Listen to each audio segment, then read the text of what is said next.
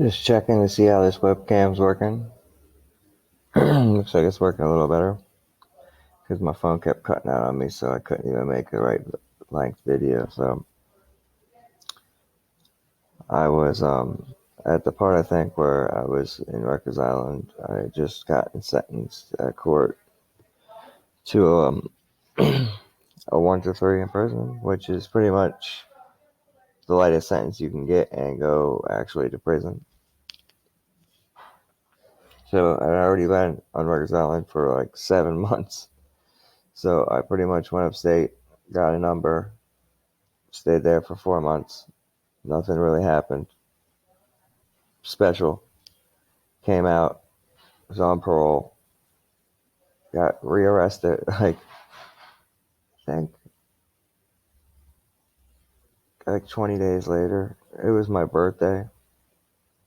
And I was hanging out in Mount Morris Park, Marcus Garvey Park. It's on 122nd Street in Harlem. And I was doing drugs in there, getting high on my birthday. And I was 21 years old. And there's a stairwell that goes up, and there's a big wall. And we used to go behind that wall and get high.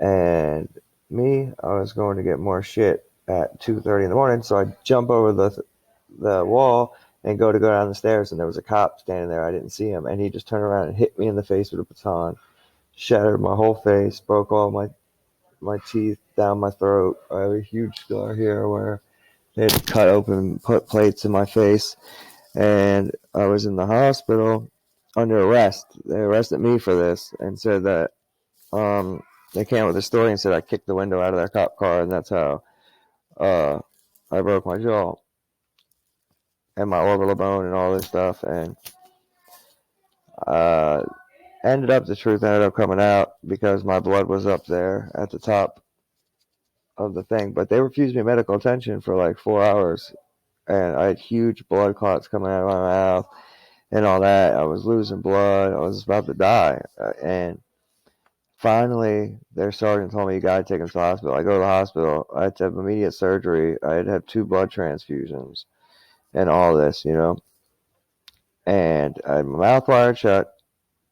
I had this crazy like gurgling around my teeth that wired it shut. And then I had 12 staples in my neck and like 100 and something inside of my mouth because they cut all the lining of my mouth open and put in the plates. And then they put screws in right here. And so I get out of the hospital. I go back to jail. So, see the judge. I get sentenced to a year for the new charge of kicking out the window, and I get a year for the parole violation. So I get what you call 2 bullets running wild. It's 2 years on Rikers Island. I stayed on Rikers Island the whole time. And that's a nightmare, sitting on Rikers Island for 2 years in C-76, because it's just ran by women, angry bitches that are finally in power and want to kill you. And so the whole time I was there, I was just constantly getting in trouble for this or for that. Like, they'll write you up for anything. Like, if you do something during count, if you aren't sitting in the right place, if you fucking do anything, and there's a search every fucking day or two, and they come in with the goon squad, everyone. So I'm in a reception dorm in C76.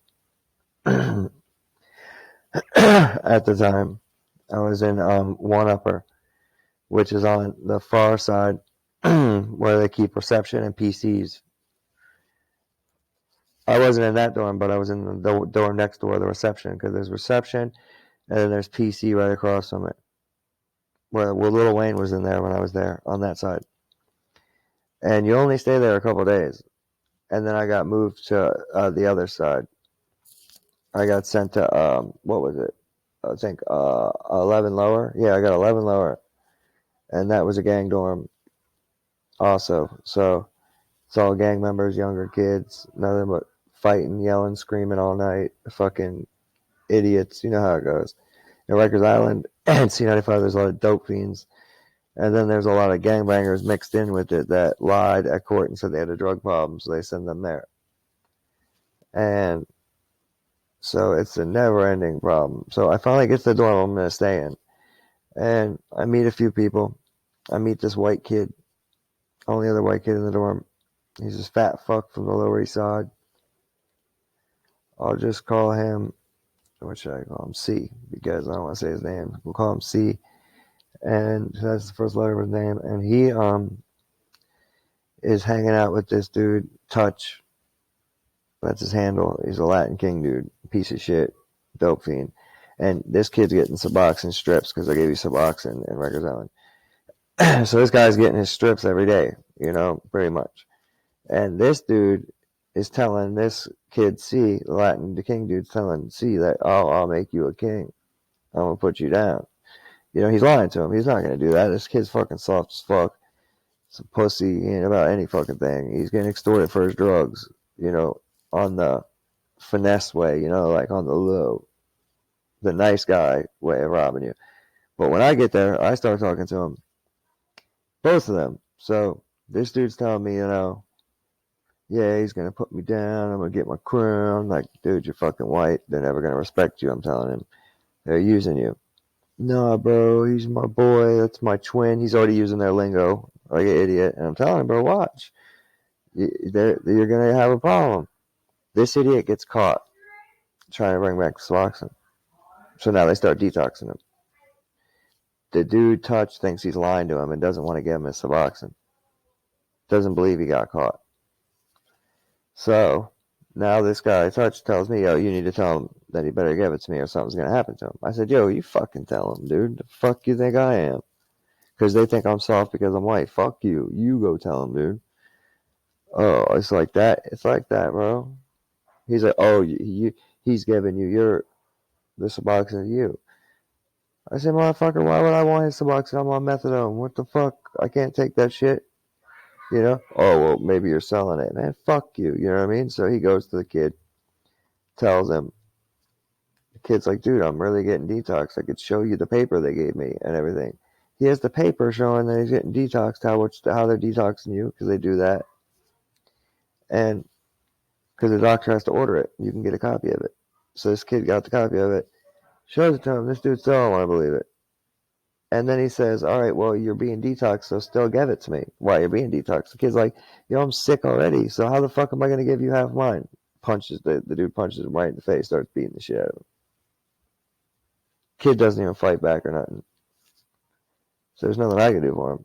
You know what I mean? I'm not going to get involved if he ain't going to stand up for himself. You know what I mean? So I end up, stopping him, pulling him off, and everything chills out. So this kid is now a target. And he brings the Suboxone back. He actually does it after this dude beats him up. Another day goes by. He couldn't get it this time, he said. Couldn't get the Suboxone. So now another Latin King comes up to him and starts telling him, yo, you got to get me some too. So now they're both trying to get some from him. And he finally stands up for himself and takes off on the dude. They try to jump him. I jumped in. I helped him. I shouldn't have done it, but I felt bad because the kid was all right. He was young. He didn't know what was going on. This is his first time in jail. You know what I mean? He's trying to be cool. I've been like that when I first came in, And so I helped him. So we get kicked out of that dorm. We get rolled up out of the dorm. And we just go upstairs to 12 upper. It's another gang dorm, the blood gang dorm. So I'm hanging out in there, getting to know everybody, and I meet this dude. His handle is Da Vinci. He's a triple OG, big homie for the Bloods. Me and him click right away. Start chilling every day, working out together, doing everything together. And he's cool as fuck. I mean, he's into all the same shit I'm into, like conspiracy theories, the whole nine, like everything. We got along really good. And he had like what you'd say, control of the whole building. Any blood in there fell under him. And I mean, there's so many Bloods in Rikers Island. So he had an army of people, you know what I mean? And I didn't join because, like, me and him talked about it. Like, it's not right. I'm white. It's a black gang, Spanish gang. You don't want to be involved unless, you're really about it. Like if you really are going to put in that work, because you're always going to have to do more than the next person to prove you're really about it because you're white. So no matter what, you're always going to have a problem. And if you go to a different part of the jail, the people that are in charge over there might not like that you're white and that you're not gangster acting. Like I don't act like that. I act like myself, you know? But he looked out for me like we were chill every day. And when I told him, once we started talking and, he asked me about the dude across the hall that jumped the kid, and I explained the situation and everything. And he's like, yeah, so that's a dead issue then. You jumped in just to help your homie. It wasn't even yours. And that's all personal. So no gang shit should happen behind it. You know what I mean? Because you're not a gang member. So we're going to get lunch. And this dude, we see him in the hallway. And he tries to jump me with these people. And that's when Da Vinci steps in. You know what I mean? And smacks this fucking dude like a bitch. And he don't do anything. So he went from a gangbanger that was going to hurt me with all his friends and ended up getting smacked in front of him. And that I found out like an hour later that they had just jumped C and beat the fuck out of him. So that's fucked up, like they were going to try to do the same shit to me, but they were such fiends. That's what they're doing, like when I talked to C afterwards, he told me that they had seen him in the hallway when he was coming back from medical, and they were trying to extort him for a stop. So they like waited outside. Shane, come on. I'm making a video, Shane. I'm making a video. And they so these fiends, they waited outside of the door where you get your medication at. So when he comes out, they could try to get it from him, And he didn't have it, so they ended up jumping him there. And like they were just such fiends for that suboxone, and they would do whatever for it, And so I finally am in 12 upper in a good dorm, got a good spot, got good people in my section. The dorm's chilled, you know what I mean? And you could work in this dorm. So I finally get a job. I get a job working in West Facility. It's where they house people with medical issues. Like they do dialysis there. They do, people with severe liver problems are there. People with serious AIDS are there. People with anything contagious too are there. And I would just go there every day and work in the officers' kitchen. This is where all the officers come and eat. So we made all the food for them. So we got to eat all the good food. It was the best job.